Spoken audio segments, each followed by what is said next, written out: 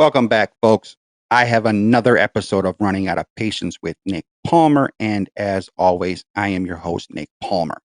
And I'm almost out of patience, but I've got a few moments to share with you guys. Now, if you read the title to today's episode, which I know you have, What Would Jesus Do is today's subject.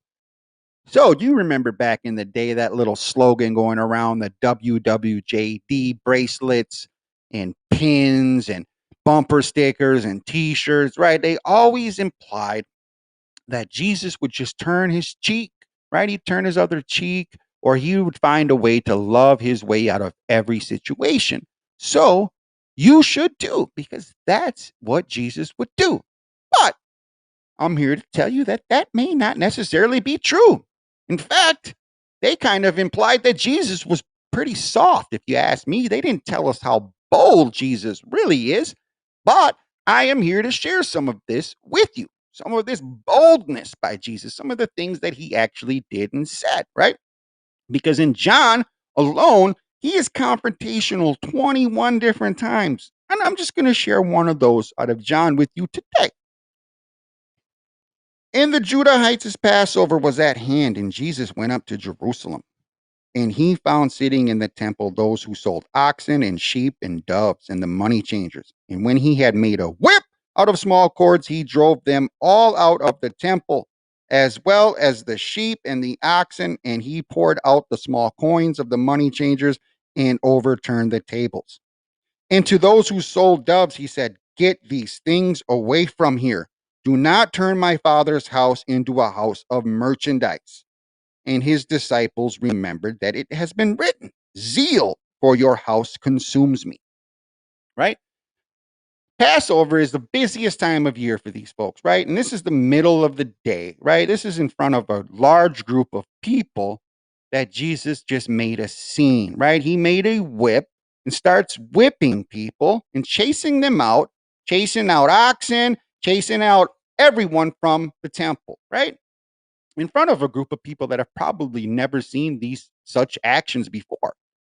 This is a pretty bold move, especially coming from someone that is just beginning his ministry, right?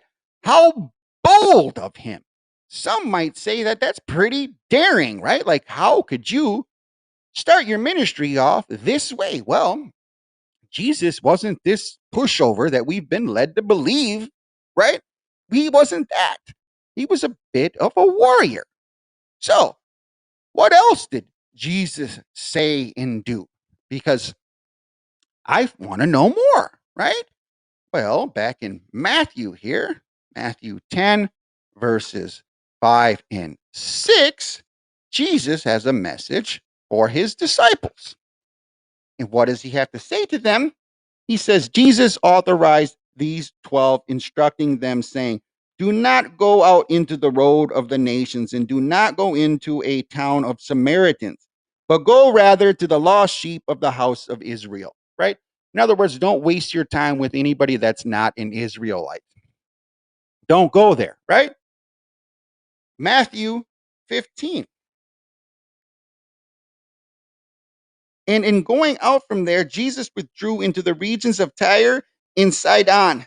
And it so happened that a Canaanite woman from those regions came and called out to him, saying, "Have pity on me, Lord, son of David. My daughter is miserably tormented with a demon." But he answered her not a word. And his disciples came and asked him, saying, "Dismiss her, for she's shouting out after us." But in answer, he said, "I was not authorized except to the lost sheep of the house of Israel." All the same, she came and threw herself at his feet, saying, "Lord, help me." But in answer, he said, "It's not fair to take the bread of the children and to throw it to the little dogs." But she said, "Indeed, Lord, for even the little dogs eat from the scraps which fall from the table of their masters." Right? That seems pretty bold of Jesus to tell this woman that he is not authorized, but yet for anyone other than the lost sheep of Israel, right? He is not going to give the bread to little dogs, right? It's not fair.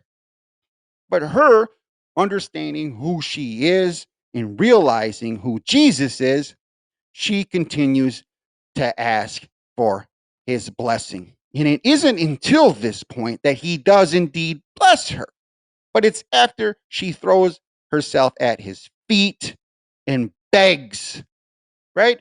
Because only the dogs get the scraps from the table. They don't get the bread. They don't get the real blessings like the people of Israel do, right? The true Israelite people, right? But they don't want to tell you that in church. Why don't they want to tell you that in church? Well, that would limit their audience.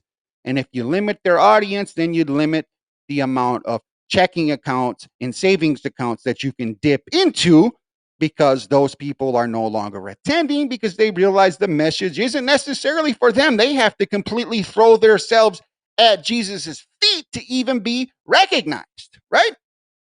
But they won't tell you that. So let's get into some more of what Jesus said and did, right?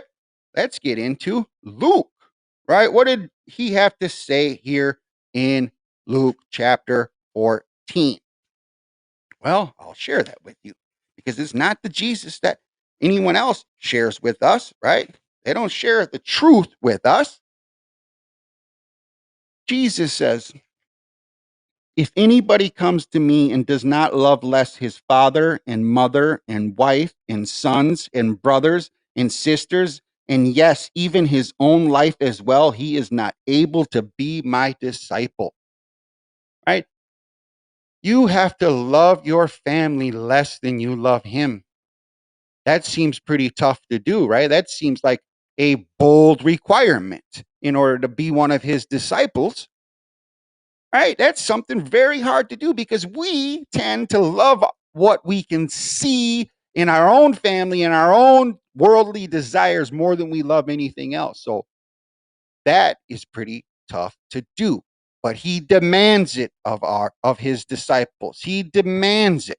So if you're out there preaching the word and you don't love less your father, your mother, your sons, and your daughters in your own life less than him, you're wasting your time. But that's not the Jesus that they tell you exists, right? They don't want to tell you that. They don't want to tell you about this Jesus here in Revelation. And I saw the sky opened, and there was a white horse, and one sitting on it called Faithful and True. And in righteousness he judges and makes war. And his eyes were like a flame of fire, and his head were many diadems, having names written, and a name that nobody knows but himself, in cloth with a garment dyed with blood, and his name was called the Oracle of God. And the armies in the sky followed him on white horses, clothed in fine linen, white and pure. And out of his mouth goes a sharp double-edged sword, so that he can strike the nations with it. And if he himself will shepherd them with a rod of iron, and he himself treads the winepress of the wine of the boiling anger of the indignation of God the Almighty. And on his garment and on his thigh he has name written, King of Kings, Lord of Lords. Why don't we hear more about that Jesus with his garments dipped in blood and fire in his eyes, right? Ready to make war. Because that's the Jesus that's coming back. He's coming back to make war for his people. But they want us to believe that Jesus is coming back for everybody. Jesus is all inclusive, right? You can just continue to live in sin and do whatever you want, because after all, what would Jesus do? Well, he would turn his other cheek, right? He would just love his way out of everything, right? Except in his own words, in his own actions, he flips over tables, he creates a whip, and he starts whipping people, right? And he tells his disciples not to waste any time with Samaritans, only to go to the lost sheep of Israel, right? And he calls the Samaritan woman a dog. This does not sound like the Jesus that's inviting everybody over later for a big bash, a big campfire where he's going to be singing Kumbaya. Now, I hope you've learned something today about the real, authentic Jesus, the one that's going to come back to make war, right? Because that's all I've got patience for today, folks.